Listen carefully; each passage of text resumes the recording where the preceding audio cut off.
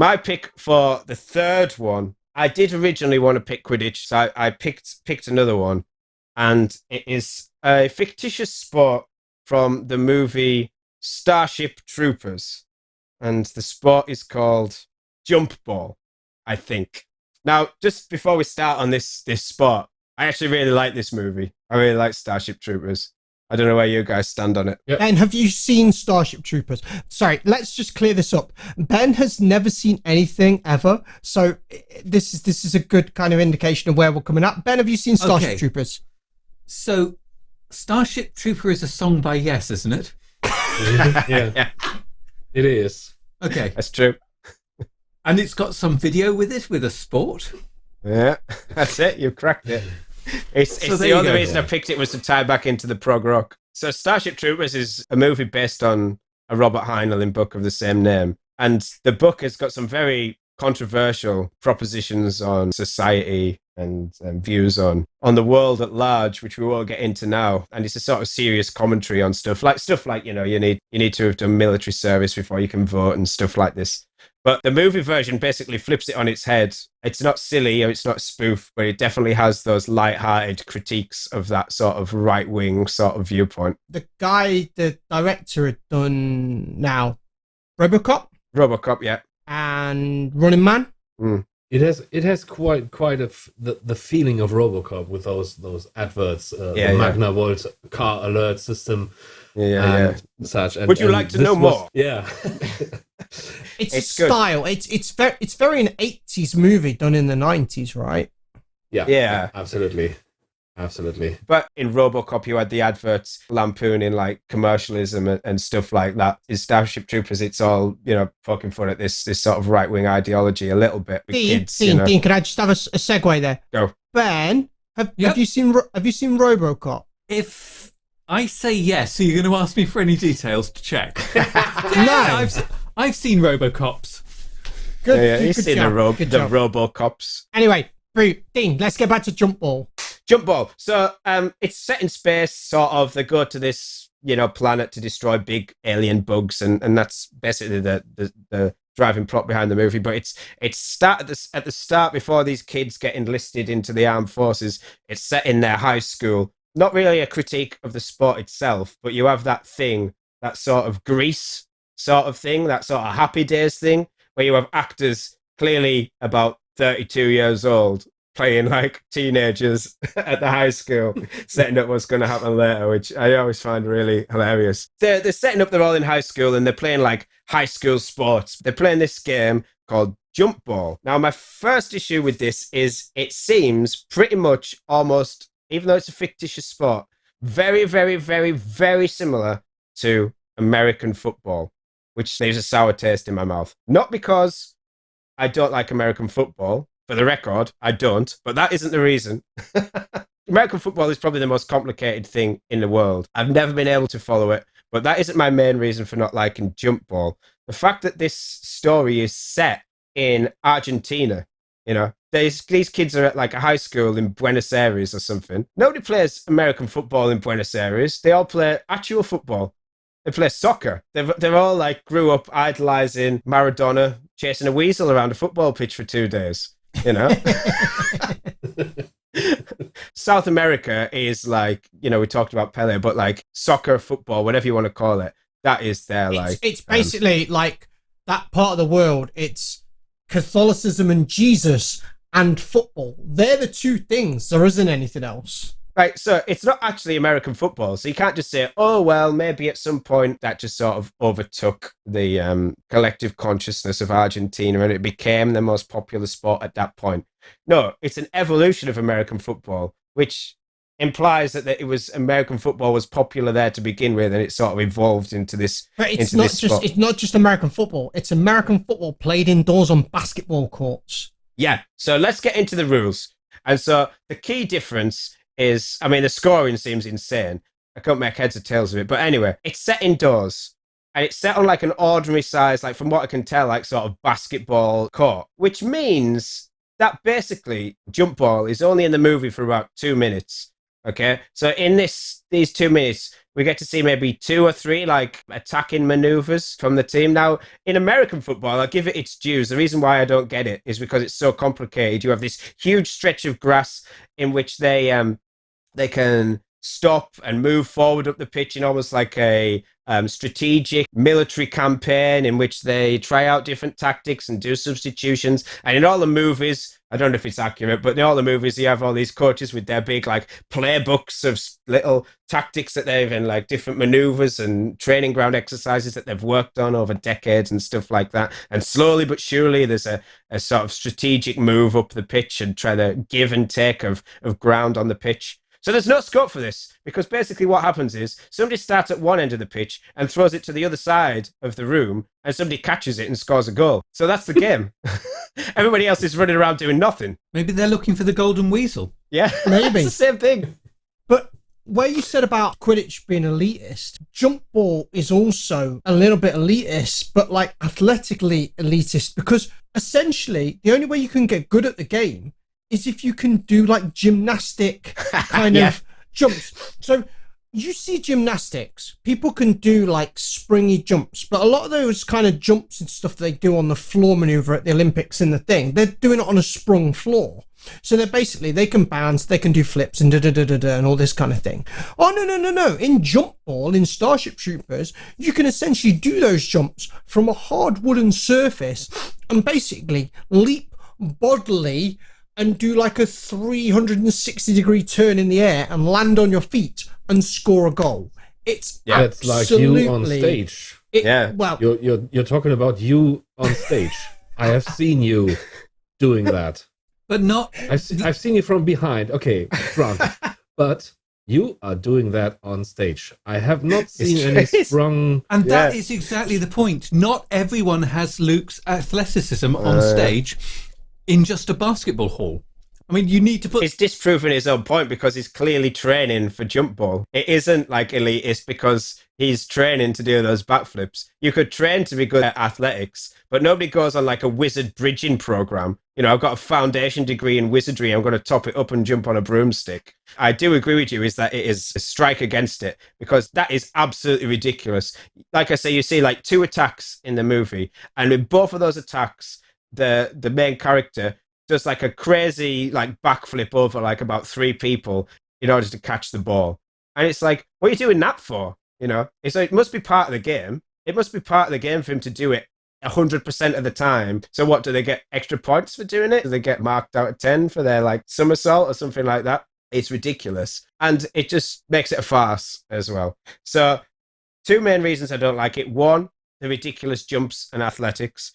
2, the fact that it's a stupid game where you could get rid of all the other players. You could have just 2 people on each team throwing a ball to each other. Catch the weasel, catch the ball, stop the pigeon, same thing, you know? And that is all preamble to the main reason I don't like it. The costumes, the outfits, the uniform, the strips, whatever you want to call it, are absolutely ridiculous. Can I ask for a favor? Yeah. When HRH is really taking place and we all manage to get together in one place, can we please watch Starship Troopers? I still can't get over the fact that Ben hasn't seen this movie. Stefan's referring to the fact that we're going to play a festival hopefully in September, and as part of the rehearsals he is suggesting we sit down and watch some movies that I Ben thought you were seen. going to say, please, can we get Luke on stage in a jump ball costume? We can do both of those things. Luke can do jump ball on stage. Hey, I'm on board. I'm on board. The day before, after we've rehearsed, the day before, whatever, we can sit and watch RoboCop or whatever. But I think what we should mainly do is when we're just about to go out on stage, we all walk out. We put our instruments down, and instead of performing, we just record a podcast. So, 3 powerful entries in the world of fictitious sports. There is a 4th coming. Okay. This may be a surprise. Okay. We're all It is a massive surprise. We're all just basically banking on Ben to bring nothing to this equation because he said that he'd got the wrong memo, and he spent the day thinking that we were going to do a podcast of things that begin with the letter Q. He basically was just seeing the word Quidditch and think, okay, let's get the dictionary out. I've been making notes through this, and I figure based on all the positive points we brought out of the sports and all the negative points, our ideal sport is probably whack-a-mole. It's not elitist. It's a bit like catching the golden snitch, but in a good way, because basically a 5-year-old kid could do it as well as anyone with wizard training. That's true. I'm going to blow your mind now, Ben. Whack-a-mole, it exists. Damn. Okay. Right. So in that case, I've got my plan B, which is a sport invented by Douglas Adams in, I think it was Life, the Universe and Everything. Yeah. An alien planet where they were so scared of invaders, they cut themselves off from the whole galaxy, and they were basically playing a sport with some sort of neutron bomb that would wipe out the whole galaxy. Mm-hmm. And they were called the Cricket Men. So I am picking cricket, but I'm picking the fictional version of cricket as introduced by Douglas Adams. The circle is now complete. The apprentice has become the master. Let's talk a little bit about maybe some fictional sports that we didn't pick because actually they're pretty damn cool. Okay, can I go first? Go for it. I've got I want to talk about roller sports in general. There was a kind of thing, rollerball being the kind of most famous kind of example of that, but rollerball got an update, and then roller skating seems quite cool. Rollerblading was massively cool in the 90s. I think we talked about hackers off air before, but there was hackers in the mid 90s where rollerblading was massively cool. But I want to bring it right up to date. 2017, 2018, there's a film called Alita Battle Angel, which is based on a manga, and it's basically got an updated version of rollerball in it, where basically people fly around the streets throwing bombs at each other and all sorts of stuff, and it's amazing. I cannot recommend that film highly enough. People that don't like manga and don't like that kind of thing will probably hate it, but I absolutely love that film. And any kind of roller stuff, I'm absolutely on board for. It's kind of cool. It's waned a little bit. I mean, I remember like the whole idea of like roller skating or rollerblading or skateboarding was just like permeating like absolutely everything. So like Ninja Turtles, one of them needs a skateboard. Back to the Future, stick them on a hoverboard. Even Highlander 2, they're all flying around on hoverboards on that one. You know, sorry, Ben, to bring up another film that you're never going to watch, or at least acknowledge exists. Highlander, great film. They should have made a sequel, but they didn't. It's a shame they never made a sequel to that awesome movie, isn't it? And if they did, they should probably put hoverboards in it. So yeah, you got that. We got that. You know, it was in everything. My kids are really into like all the stuff on Disney Plus at the moment. So they'd watch like the Disney Peter Pan movie and stuff and really loved it. So I was explaining to the boy about the movie Hook and how it's about Peter Pan when he's grown up. And I hadn't seen it since I was like young. I did enjoy rewatching it, and the boy absolutely loved it. But they're all the Lost Boys are flying around on like skateboards and rollerblades. They have a skate park in their hidden lair. You know, all the things in the 90s. It was all like like Bart Simpson and stuff. You know, that was the whole thing. He was the cool kid on the skateboard and stuff. Like skateboards were huge. I'm just gonna like segue back into real life here. I got a skateboard in like 2001 because I was having a midlife crisis. I was 22,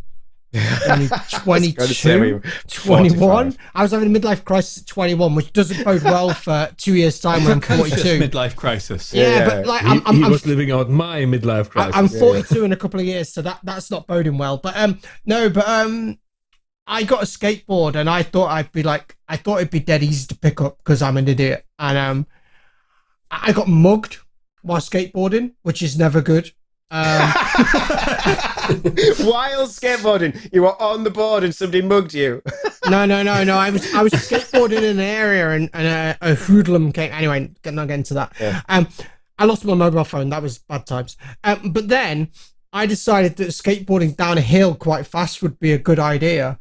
Yeah. My God, did I fall off? I was bloodied. Yeah. I literally, I destroyed a pair of like pretty thick jeans and walked into my college going, oh my God, I need to see the nurse. That's how bad I was injured. Yeah. I didn't skateboard much after that. Yeah, they were like, oh man, what happened? You know, did somebody like beat you up or something like that? What happened? You know, should we call the police?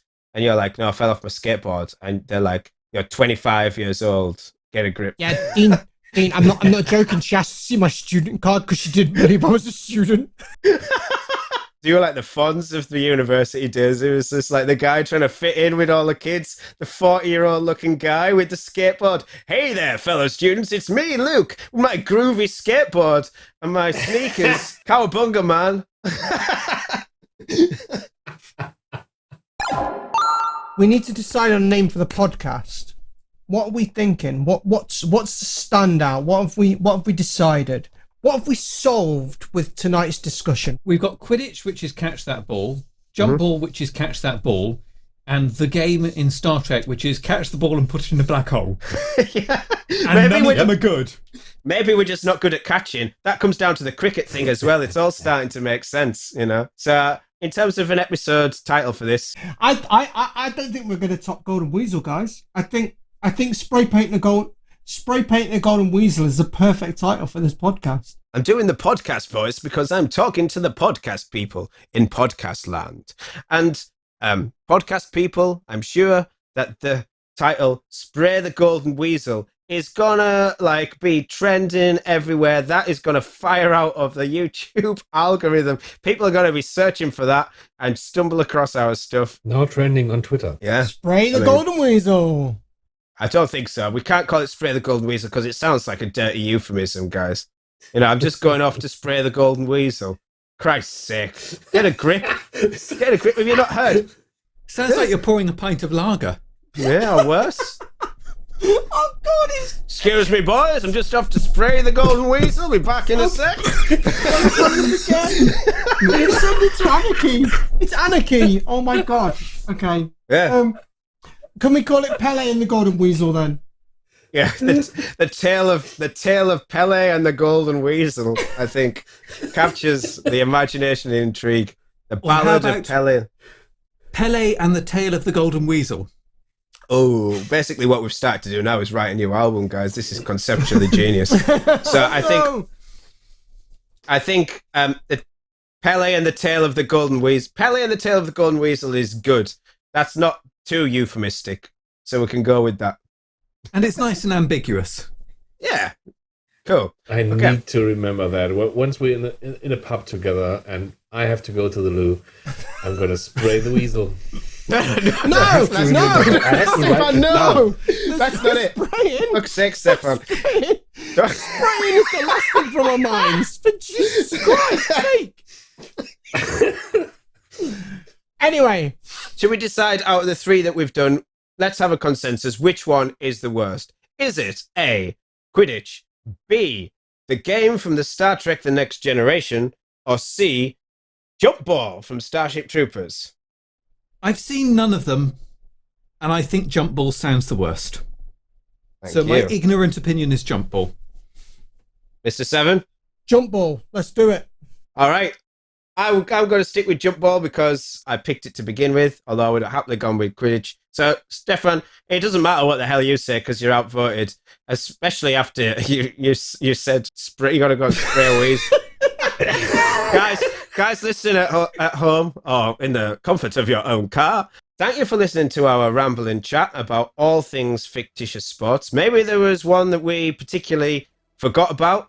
Maybe you completely disagree with us. If you're a ardent cricket fanatic or not, please feel free, if you are listening on YouTube, to comment what you think is the worst fictional sport, what you think is the best fictional sport, and what you think about our choices. Do you agree? Is Jump Ball from Starship Troopers the worst fictitious sport, or did we get it completely wrong? We have been Gandalf's Fist, and you have been listening to Pele and the Tale of the Golden Weasel.